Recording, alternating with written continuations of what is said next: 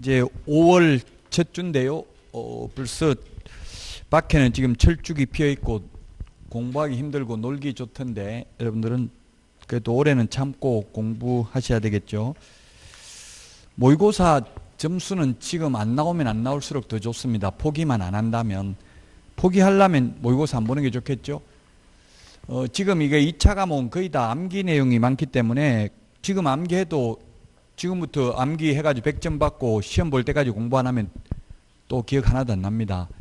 그래서 2차 과목은 점수 안 나와도 전혀 신경 쓸 필요가 없어요. 1차만 어느 정도 돼 있으면 2차는 나중에 막판에 10월 돼야 점수 잘 나옵니다. 그래서 모의고사 혹시 보시고 점수 안 나오셔서 고민하신 분들은 절대 고민하면 안 됩니다.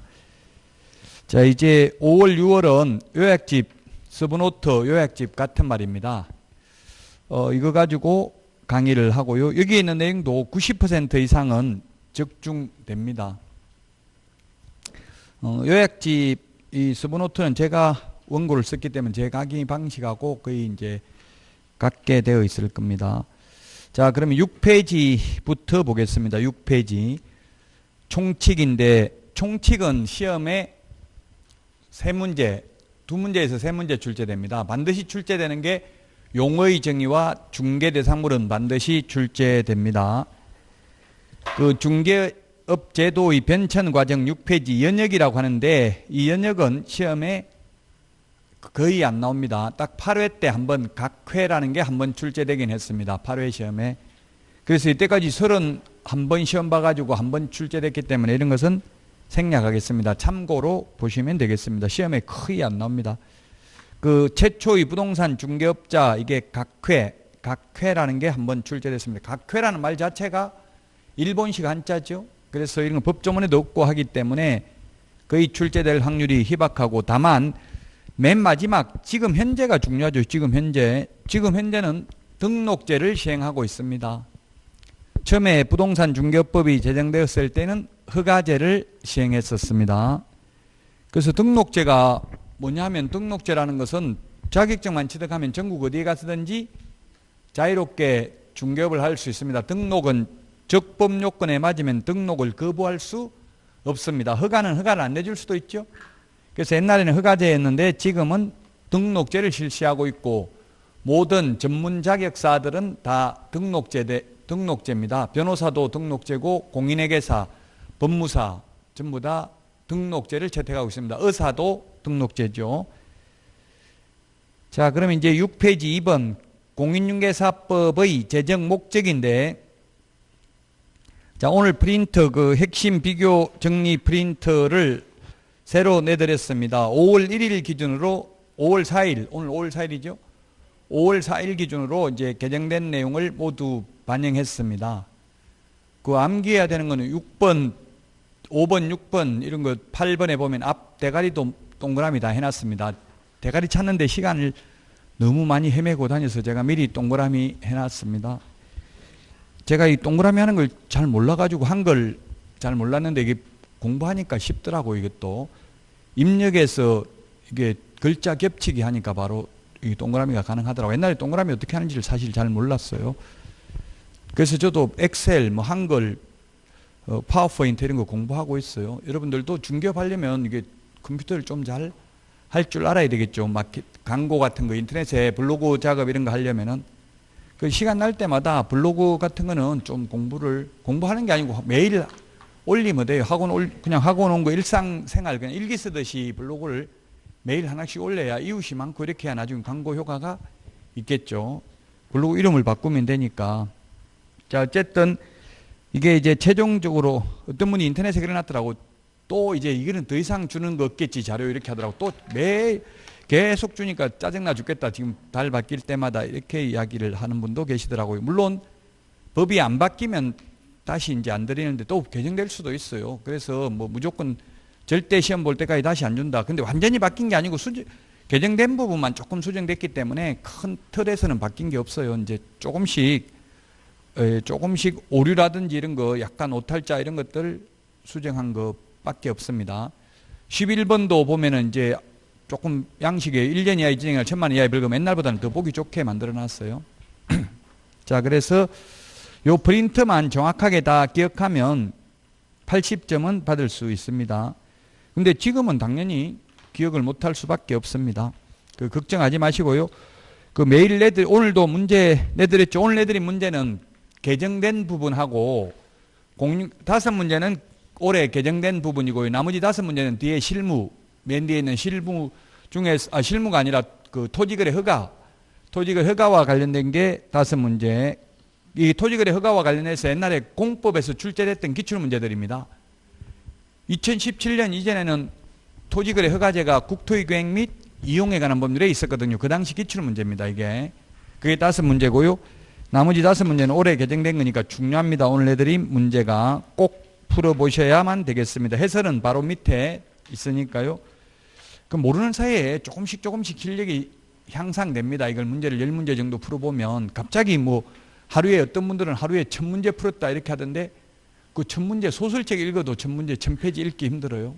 그러니까 그런 거는 큰 의미가 없고 모르는 사이에 조금씩 신압으로 하다 보면 어느 날 가슴 벅찬 희열을 느끼게 됩니다. 그 어느 날은 찬바람이 불어야 돼요. 9월, 10월은 돼야 된다고요. 그 중간에는 엄청난 갈등을 느끼게 될 겁니다. 이거 포기해야 되냐, 끝까지 가야 되냐, 2차 포기해야 되냐, 그런 걸 많이 느끼게 되는데 8월 달에 원서 접수를 하는데 원서 접수하고도 60%가 2차를 포기합니다. 통계적으로 보면. 그러니까 당연히 갈등을 느끼는 건 당연한 겁니다. 그러나 여러분들은 절대 중간에 포기해서는 안 됩니다. 60점은 운빨이 70%, 운칠기삼이라는 말이 있어요. 운이 70%예요.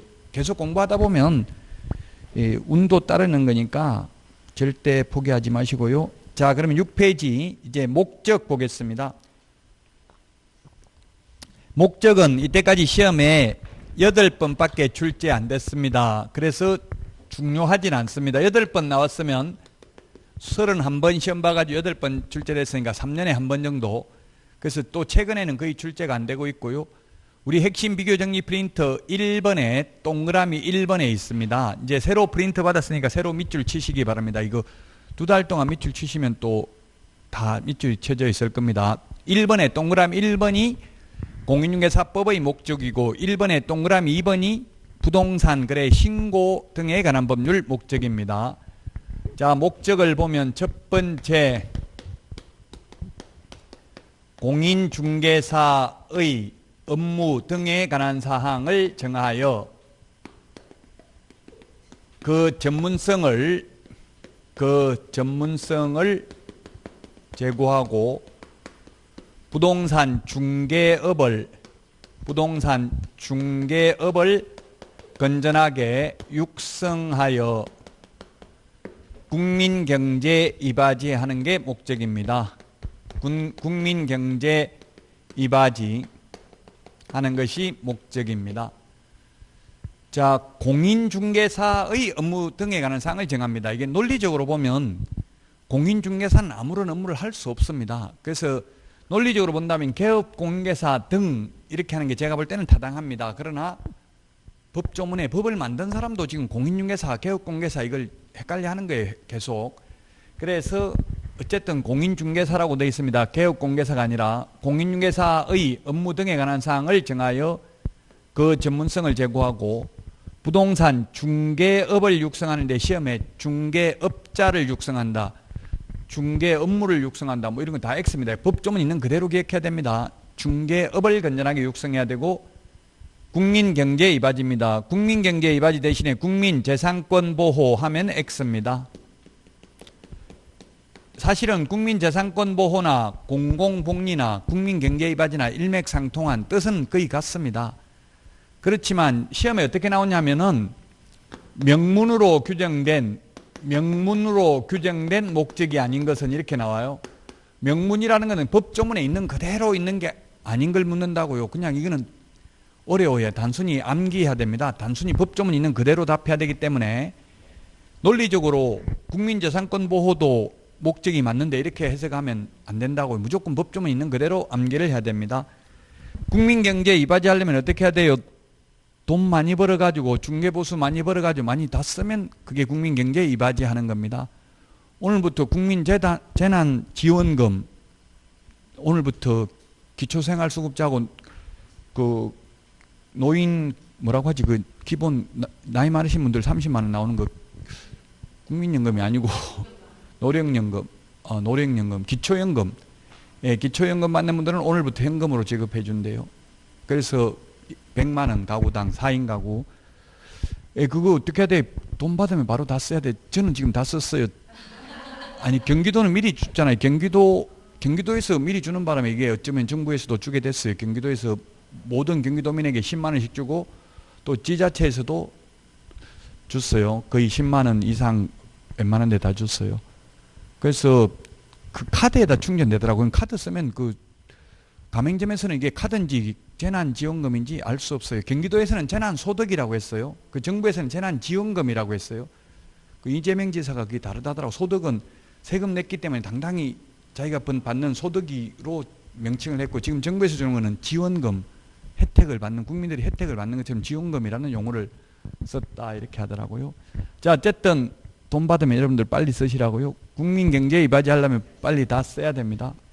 이거 학원 특강 뭐 이런 거 들어도 돼요. 학원에 써도 됩니다. 학원에서도 다 쓸 수 있어요. 카드이기 때문에. 자, 그래서 목적, 공인중개사의 업무 등에 관한 사항을 정하여 그 전문성을 제고하고 부동산 중개업을 건전하게 육성하여 국민경제에 이바지하는 것을 목적으로 합니다. 시험에 8번 출제됐고요. 그 밑에 6페이지 맨 밑에 표에 보면 명문 규정상 재정 목적이 아닌 것, 부동산업의 육성, 수요 공급 조절, 말은 다 좋은 말이죠. 이게 해석상 목적은 될 수 있어요, 사실. 그렇지만 명문 규정이 없다고요. 그래서 명문 규정이 있는 걸 답해야 됩니다. 뭐 8가지나 적어놨어요. 이런 거 섞어서 내면 암기 안 하면 풀기가 어렵습니다. 논리적으로 봐가지고는 풀기 어려워요. 자, 그 다음에 7번. 그래서 여러분들이 프린터의 2장 핵심 비교정리 프린터 이거 시험장까지 꼭 가져가셔야 되고요.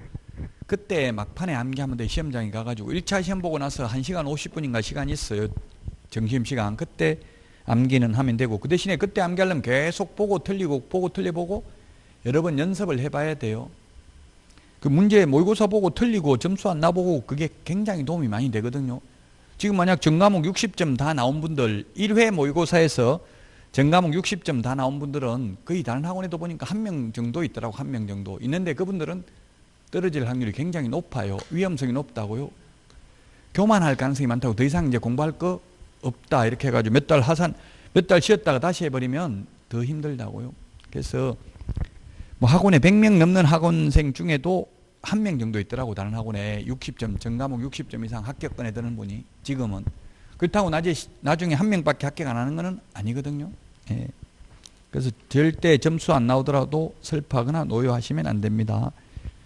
자, 7페이지 공인중개사 법령의 구성인데, 뭐 이 구성은 몇 개 조문이 있냐 시험에 안 나옵니다. 다만 이게 이러이러한 것은 대통령령에 있다 또는 국토교통부령에 있다 이런 거는 시험에 3개 정도 지문이 나오기는 합니다. 그냥 모르면 그건 답을 안 하셔야 됩니다. 예를 들면 등록 기준은 대통령령으로 규정하고 있습니다. 과태료의 구체적 기준도 대통령령으로 규정하고 있습니다.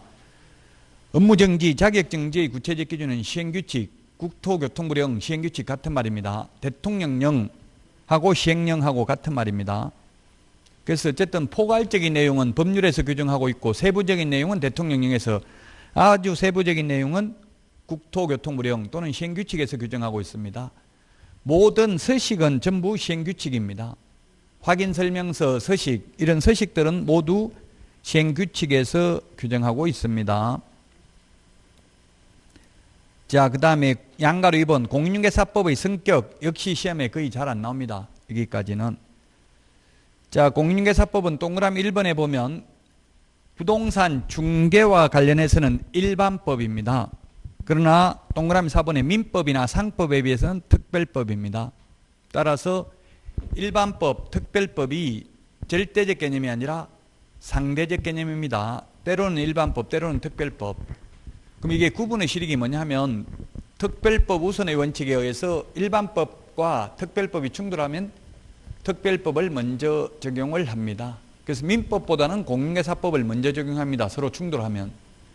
충돌하는 부분이 있습니다. 예를 들면 민법에서는 미성년자라도 피한정후견인이라도 법정 대리인의 동의를 받으면 단독으로 유효한 법률 행위를 할 수 있습니다. 계약도 할 수 있습니다.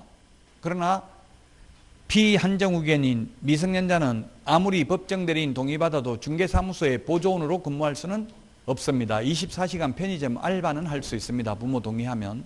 민법은 가능하지만 공인중개사법에는 안 된다. 그 이유는 민법에서 제한능력자 제도는 그 제한능력자를 보호하려는 입법 취지가 있고, 우리 공인중개사법에서 제한능력자가 중개사무소에 근무하지 못하도록 하는 것은 국민들을 보호하기 위해서, 국민경제의 이바지가 다른 말로는 국민재산권 보호나 사실상 같은 의미라고 했죠.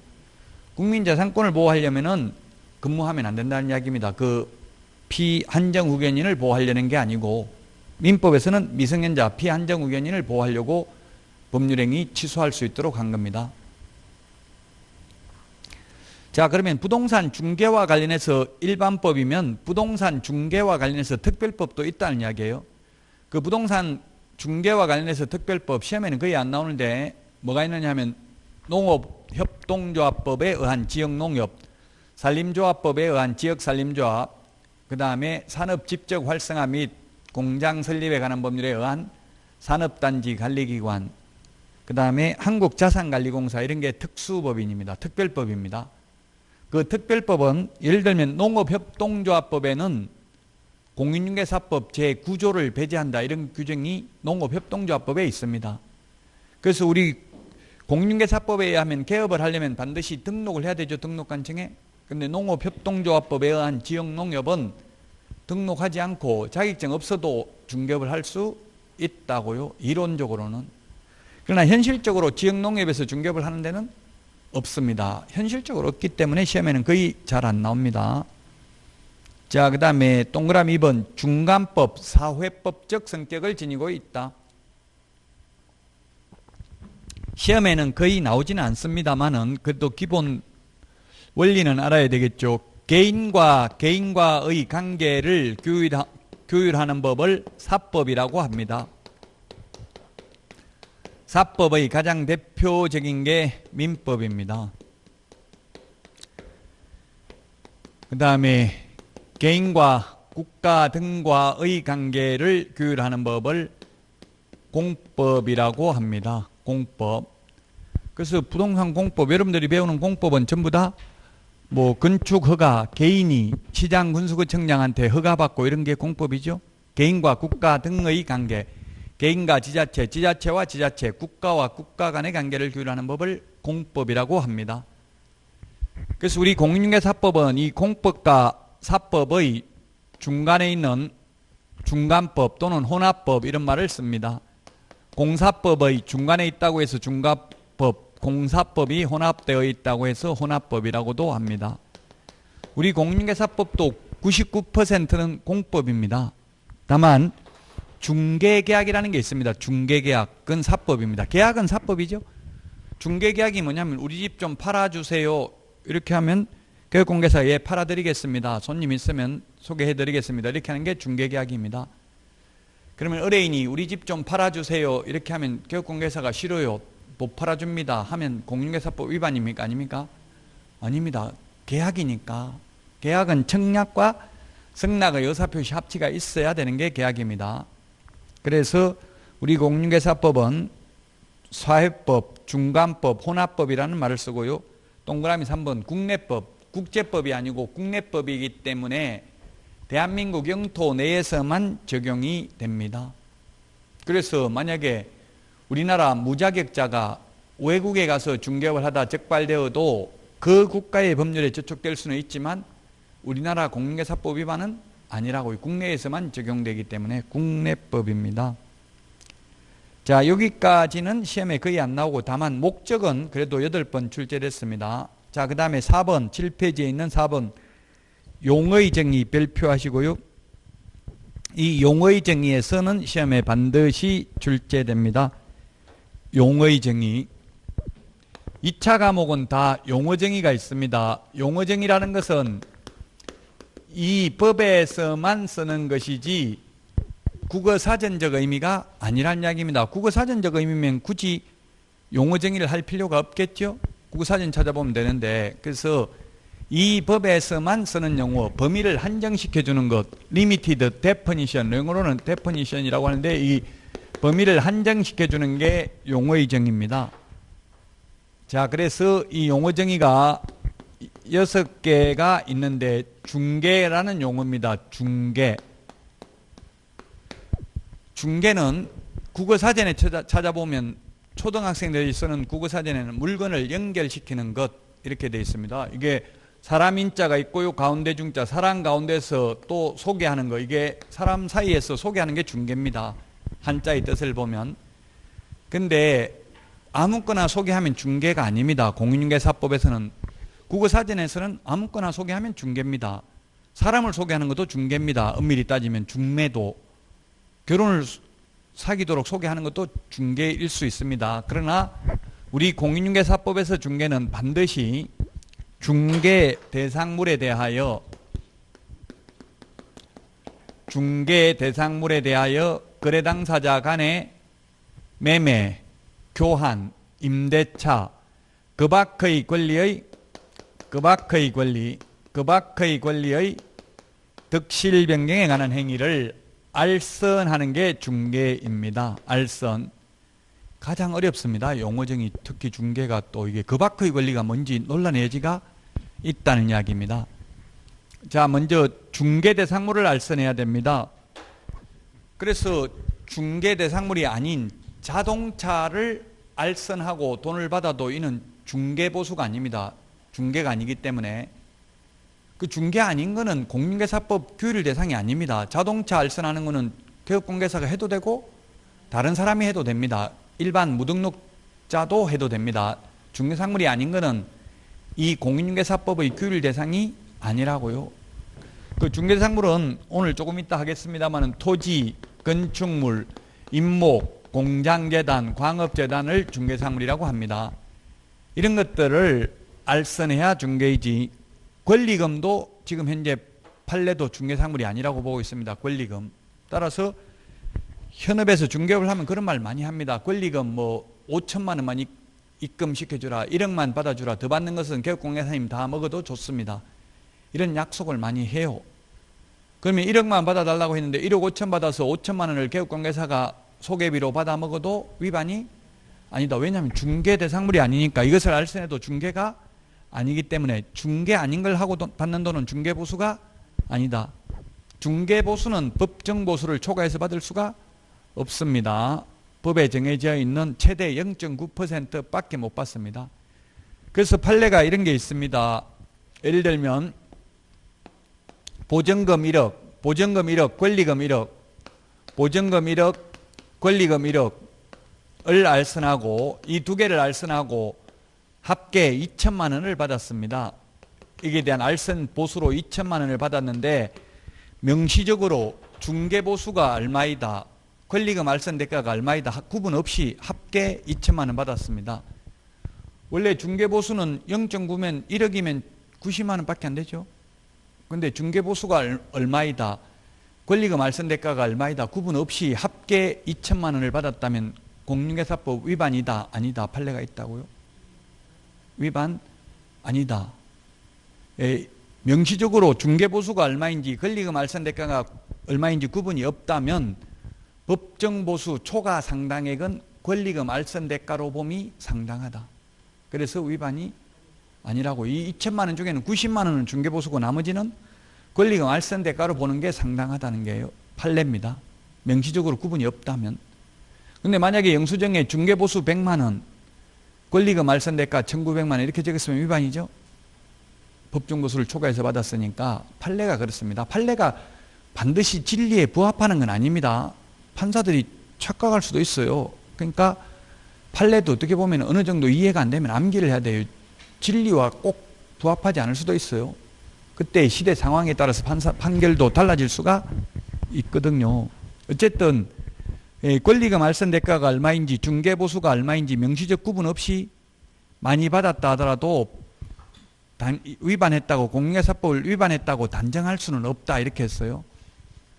법정 보수 초과 상당액은 권리금 알선 대가로 봄이 상당하다. 자, 그 다음에 이제 문제가 이 겁악의 권리가 문제입니다. 겁악의 권리. 이게 논란의 여지가 있습니다. 기타 등등이잖아요. 뭔지는. 그래서 이때까지 시험에 나왔던 거 위주로 밖에 볼 수가 없습니다. 겁악의 권리. 저당권 등 담보물건이 있고요. 겁악의 권리에는 환매권,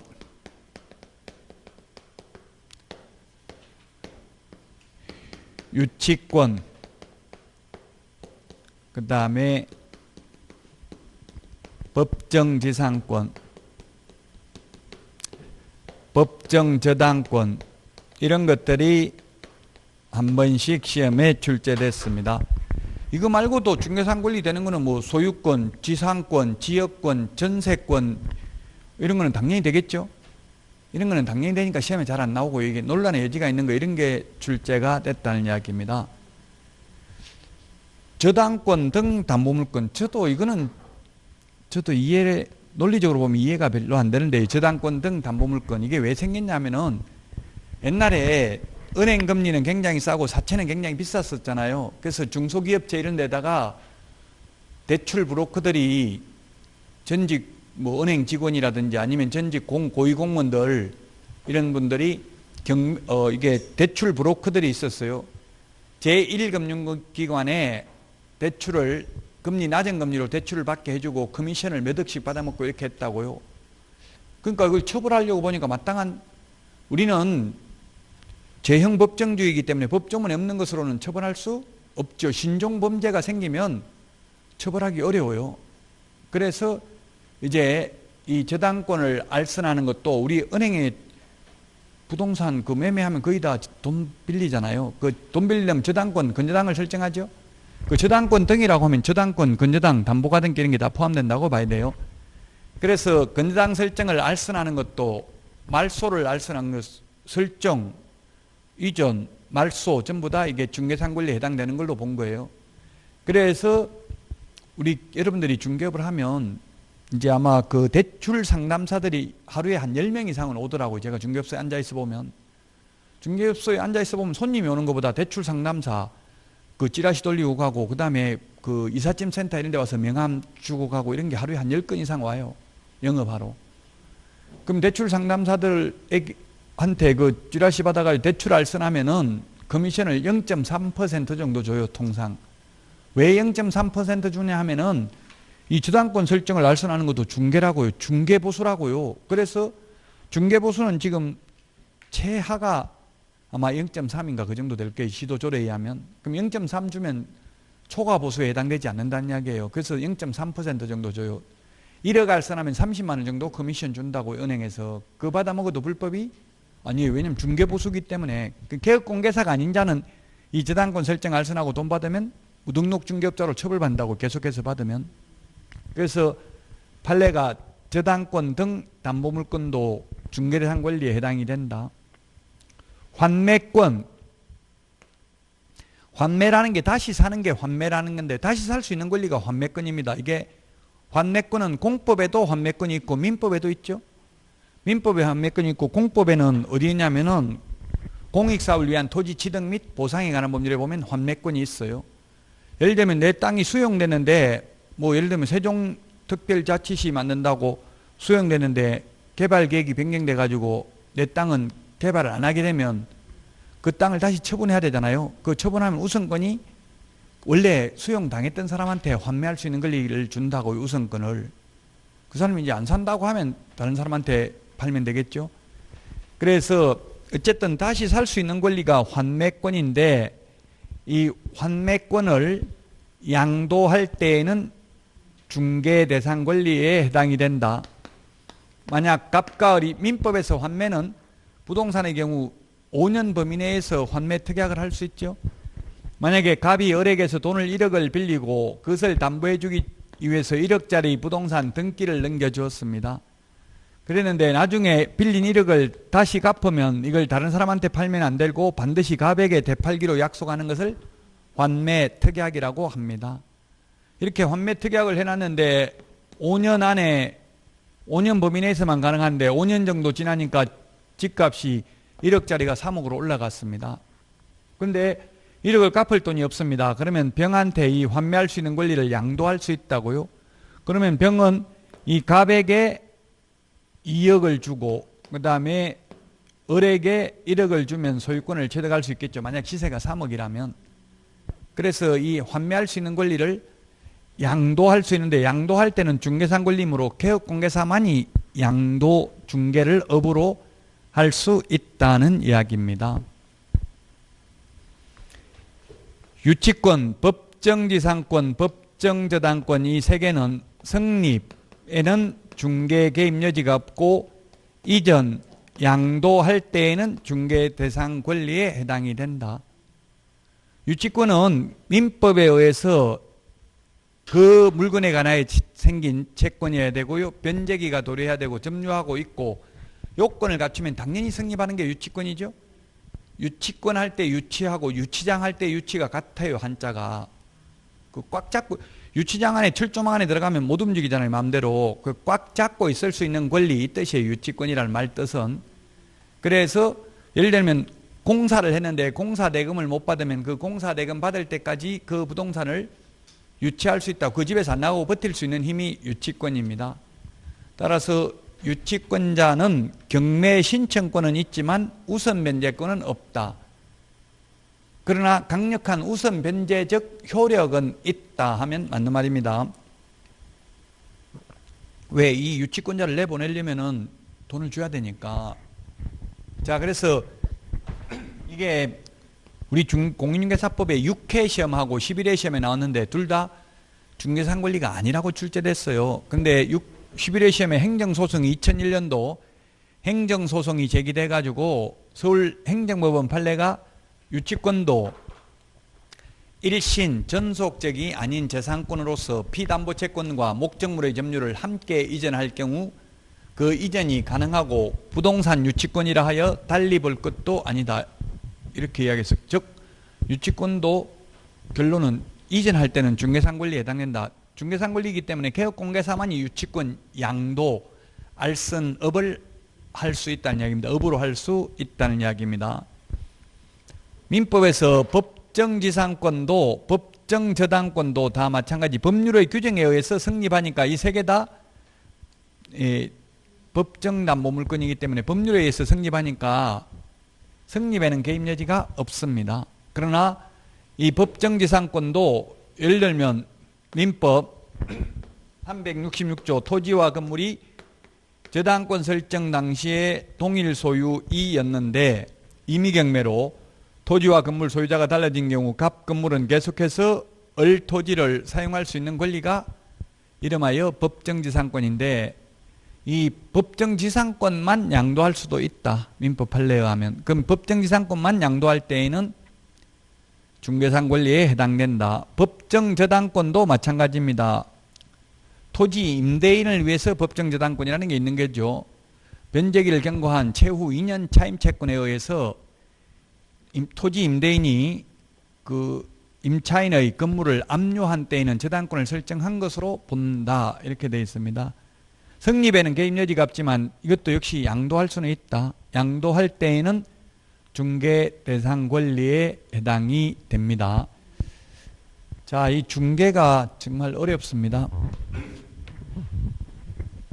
어려운 이유는 그 밖의 권리 이런 게 어렵다는 이야기입니다. 명확하게 규정이 없다 보니까 해석상 논란의 여지가 있다는 뜻입니다. 자, 그래서 중개에 대해서 봤고요. 그 다음에 이제 중개업입니다. 중개업. 중개와 중개업의 차이는 업이라는 글자 하나가 있는 거죠. 업은 뭐냐면 직업의 줄임말이 업입니다. 불교에서 업보 이런 말을 쓰죠. 업이라는 건 뭡니까? 계속 반복해서 쌓인 게 업입니다. 즉 직업이 되려면 딱 한 번 했다고 직업이라고 보기는 어렵죠. 반복해야 됩니다. 자, 그래서 중개업이 되려면 다른 사람의 의뢰에 의하여 일정한 보수를 받고 중개를 업으로 직업으로 하는 게 중개업입니다. 직업으로 해야 되는데 직업이 되려면 불특정 다수와 불특정 다수와 계속 반복하거나 또는 반복 의사가 있는 것을 업이라고 합니다.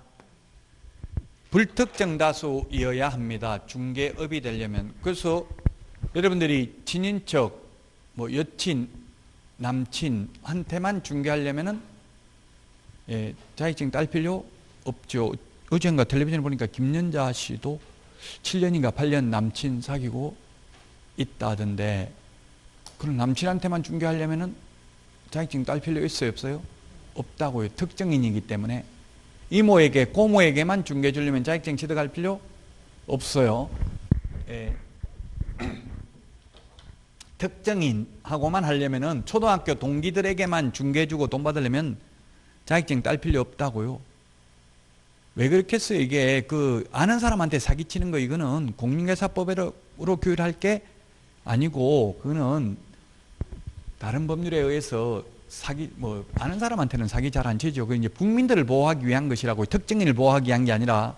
그래서 이제 불특정 다수와 계속 반복해야 됩니다. 따라서 우연한 기회에 단 한 번 전세 중개를 하고 모수를 받은 사정만 가지고는 중개를 업으로 했다고 볼 수 없다. 그래서 여러분들도 자격증 안 땄지만 비록 이웃집 사람 거 한두 건 중개하고 돈 받아도 위반이 아니라고. 직업적으로 하려면 자격증 따야 된다고요.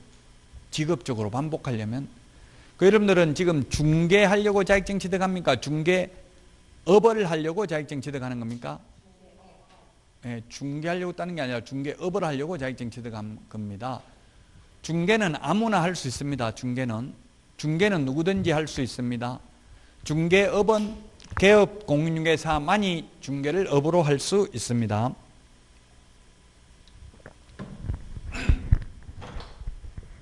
반복 의사가 있으면 중개업입니다. 비록 한 건만 했다 하더라도 앞으로 계속할 의사가 있으면 중개업이라고요.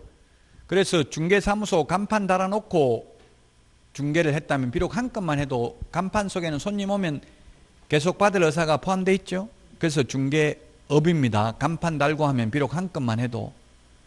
간판 안 달고 하면 몇 건 했다 하더라도 그건 중개업이 아닙니다. 자, 그래서 중개업이 중요하고요. 그 다음에 세 번째, 공인중개사입니다.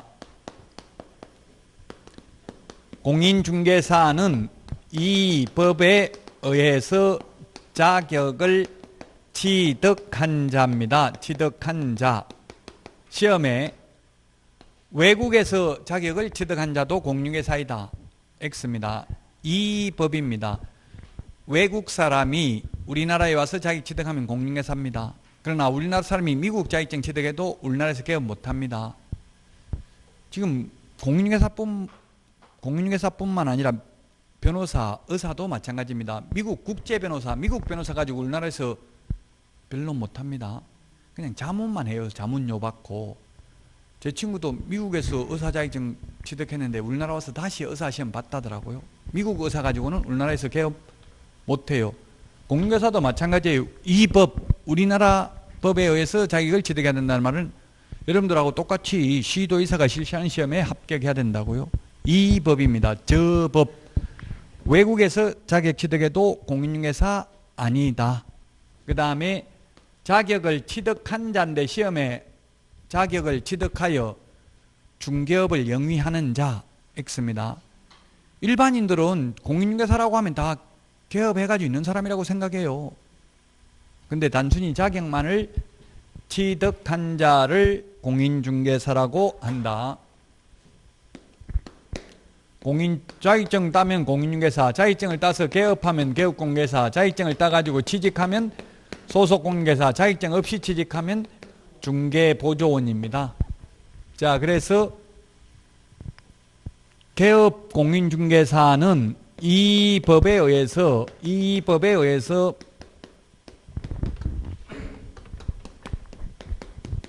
중개사무소 개설 등록을 한 자를 말합니다. 그 시험에 잘 나오는 게 개업공개사는 이 법에 의해서 자격을 취득하여 개업한 자를 말한다 하면 X입니다. 자격증 없이 개업한 사람도 있죠. 자, 그래서 개업공개사의 종류는 세 가지가 있다. 법인인 개업공개사, 공인중개사인 개업공개사, 부칙 제6조 2항의 규정에 의해서 등록을 한 것으로 보는 자, 소위 중개인이라고 불렀습니다. 부칙 개업공개사. 인터넷에 중개인이라고 부르지 말고 부칙 개공이라고 불러주세요. 이런 분이 계시더라고요. 그래서 이제 부칙 개업공개사, 중개인 같은 말입니다. 그래서 이분들은 자격증 없잖아요.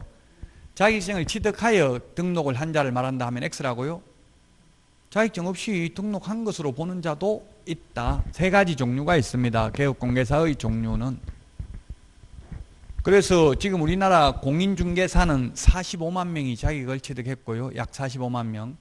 그 중에서 약 10만 명 정도가 개업을 했습니다. 지금 4명 중에 1명 정도 개업을 했고요. 그 다음에 4명 중에 또 1명 정도가 취직을 했을 가능성이 있어요. 지금 작년에 자격증 취득한 분이 벌써 6개월 동안 직장을 한 4군데에 옮겼더라고요. 처음에는 그냥 아무것도 안 가르쳐준 데 가가지고 한 달 정도 다니다가 또 다른 데서 스카우트 돼가지고 많이 준다 해가지고 갔다가 뭐 하여튼 많은 경험을 했더라고요. 인터넷에 6개월 동안 수기를 올린 걸 읽어보니까 분양 업무도 해보고 뭐 다 해봤더라고요. 이제 분양하는 거하고 중개하는 거하고 다른 점이 뭐예요? 분양은 뭐 오피스텔이나 이런 거 분양 사무실 있잖아요. 분양은 그게 다 마음에 있어서 오는 게 아니고 뭐 받아러 오고 이런 사람도 있거든요. 뭐 행주 같은 거 이런 거 받아러 오는 사람도 있고 그냥 한번 모델하우스 구경하러 온 사람도 있고 차이점이 중개사무소를 방문한 사람들은 거의 다 할 의사가 있는 사람들이 오니까 좀 더 편한데 모델하우스 오는 사람들은 설득을 해야 되고 내가 마케팅을 해야 되니까 그런 게 좀 어려운데 그 대신에 그런 건 한 건 하면 보통 MGM을 300만 원 이상은 줘요. 분양은 하면. 그 분양하는 게 물론 그렇게 설득하는 건 힘들 수 있는데 또 이게 그 전화번호만 적어가지고 입력하면 그 사람이 분양받으면 분양회사에서 MGM을 주니까 장단점이 있어요. 어쨌든 자격증만 따고 나면 취직하기 처음에는 그 취직 아무데나 해야 돼. 일단 하고 나면 여기저기서 오라고 하는 데가 많다고. 처음에 막 처음부터 월급 많이 받고 이런 거 생각하지 말고 처음에는 월급 안 준다고 하면 무조건 오케이. 사장이 하다는 대로 무조건 해야 돼요. 그냥 월급 안 주고 하는 걸로 뭐 한 건 하면 주겠다 하면 그대로 알았다. 무조건 알았다 하고 한 달만 배우고 나면 옆에서 뭐 서로 오라고 한다고요. 그만큼 이게 이직이 심해요. 왜냐하면 99%를 사장이 다 먹고 직원한테는 그 1%도 안 주는 구조거든요. 구조가. 그러다 보니까 배울 때까지는 그렇게 못 벌어도 근무해야 돼요.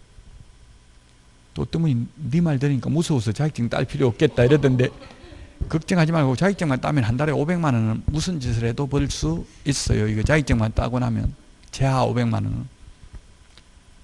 이게 자격증 따는 게 연금처럼 이렇게 매달 돈 나오는 게 굉장히 중요해요. 부동산 많이 가지고 있어봐야 자식들은 빨리 돌아가시기를 바랄 뿐이에요. 재산 많이 가지고 있으면 부동산. 근데 중개업해가지고 계속 한 달에 500만 원씩 벌면 살려준다고 계속 돈 벌어오라고. 돈 버는 게 중요하다고요. 나이 먹어서. 자, 그 다음에 소속공인중개사 중개보조원입니다. 소속공인중개사는 개업공개사에 소속된 공인중개사로서 중개 업무를 하거나 개업공개사의 중개 업무를 보조하는 자를 말합니다. 중개보조원은 공인중개사가 아닌 자로서 개업공개사에 소속되어 중개 업무는 못하고 현장 안내 및 일반 서무 등 단순한 업무를 보조할 수만 있을 뿐입니다.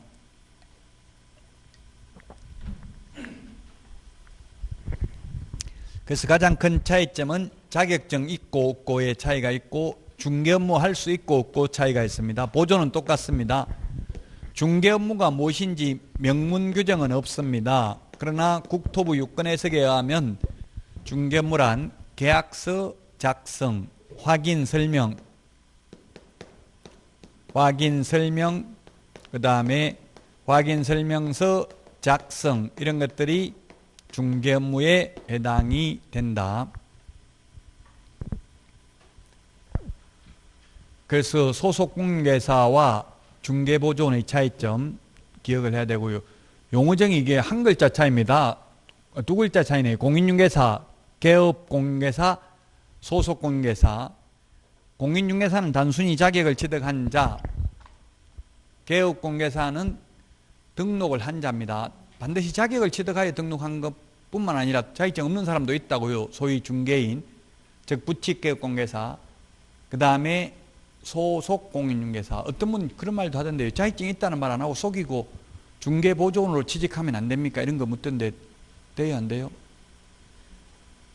시험에 나오면 안 된다고 해야 돼. 물론 그렇게 나온 적 없지만 시험에. 왜냐하면 이게 속일 수가 없는 게 고용신고하면 다 나타나요. 자격증 있는지 없는지. 뭐 고용신고도 안 하고 몰래 근무하면 현실적으로 가능할 수도 있기는 해요. 근데 원칙적으로 고용신고 한다고 보면 안 된다고요. 뭐 그렇게 나오진 않겠지만 그 취지만 이해하라고요. 속일 수는 없어요. 고용신고하면 전산에 다 나타난다고 자격증 딴 게. 자, 그래서 용의정의 9페이지, 10페이지, 11페이지 중개보조원까지 용어정의를 했습니다. 제가 말 안 하는 거 10페이지에 그 특수법인 아까 지역농협 이런 것들은 시험에 잘 나오지 않고요. 다만 그 특수법인은 등록 기준을 적용하지 않고 그 다음에 특수법인은 분사무소 책임자가 공인중개사 할 필요 없다. 이 두 개만 기억하면 됩니다. 특수법인. 특수법인이란 특별법에 의해서 중개업을 할 수 있는 법인을 특수법인이라고 합니다. 자, 여기까지 하고 쉬었다가 11페이지 중개대상물 5번 중개상물부터 하겠습니다. 오늘 문제 풀어보시기 바랍니다.